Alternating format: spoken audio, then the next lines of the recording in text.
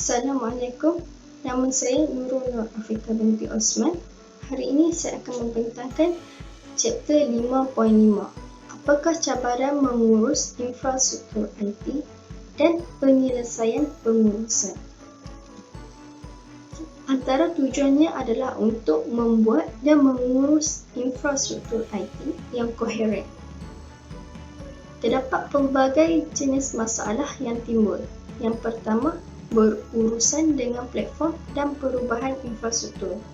Syarikat memerlukan dasar dan prosedur untuk menguruskan platform pengkomputeran mudah alih dan pengkomputeran awan.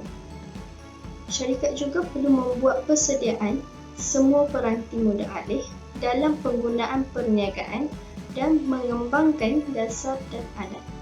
Firma juga perlu menggunakan pengkomputeran awan dan SaaS perlu untuk membuat perjanjian kontrak baru dengan vendor untuk memastikan perkakasan dan perincian sentiasa tersedia apabila diperlukan dan memenuhi standard korporat untuk keselamatan maklumat. Yang kedua, pengurusan dan takdir urus. Terdapat beberapa persoalan yang timbul. Haruskah jabatan dan bahagian mempunyai tanggungjawab membuat keputusan teknologi maklumat sendiri? Haruskah infrastruktur IT dikendalikan dan dikendalikan secara pusat? Apakah hubungan antara pengurusan sistem maklumat pusat dan pengurusan sistem maklumat unit perniagaan? Dan bagaimana kos infrastruktur akan diperuntukkan di antara unit perniagaan? Dan setiap organisasi perlu mendapatkan jawapan berdasarkan keperluan sendiri. Dan yang ketiga, membuat pelaburan infrastruktur dengan bijak. Iaitu, setiap syarikat harus membeli dan mengekalkan komponen infrastruktur IT sendiri atau menyewa dari pembekal luar, termasuk menawarkan perkhidmatan cloud. Setiap keputusan untuk membeli aset IT atau menyewa dari penyedia luar. Pengkomputeran awan memerlukan syarikat untuk lebih berhati-hati dalam menilai berdasarkan keperluan keselamatan dan kesan terhadap proses perniagaan dan aliran kerja. Banyak faedah menggunakan perkhidmatan awan termasuk pengurangan ketara dalam perkakasan perincian, sumber manusia dan kos penyelewengan. Seterusnya, jumlah kos pemilikan aset teknologi.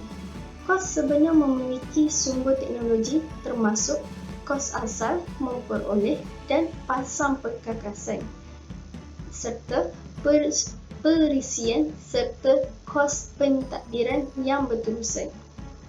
Model keseluruhan kos pemilikan dapat digunakan untuk analisis kos langsung dan tidak langsung untuk membantu syarikat dalam menentukan kos sebenar pelaksanaan teknologi tertentu. Macam yang kita boleh lihat dalam jadual, terdapat 9 komponen infrastruktur. Yang pertama, perolehan perkakasan. Harga pembelian peralatan perkakasan komputer termasuk komputer, terminal, penyimpanan dan pencetak. Yang kedua, perolehan perisian. Pembelian atau lesen perisian untuk setiap pengguna. Yang ketiga, pemasangan. Kos untuk memasang komputer dan perisian. Yang keempat, latihan. Kos untuk memberi latihan kepada pakar sistem maklumat dan pengguna akhir. Yang kelima, sokongan. Kos untuk memberikan sokongan teknikal yang berterusan, meja bantuan dan sebagainya. Yang keenam, penyelenggaraan. Kos untuk menaik taraf perkakasan dan perisian. Yang ketujuh, infrastruktur. Kos untuk memperoleh, menyelenggara dan menyokong infrastruktur yang berkaitan seperti rangkaian dan peralatan khusus, termasuk unit simpanan. Yang ke-8, waktu henti.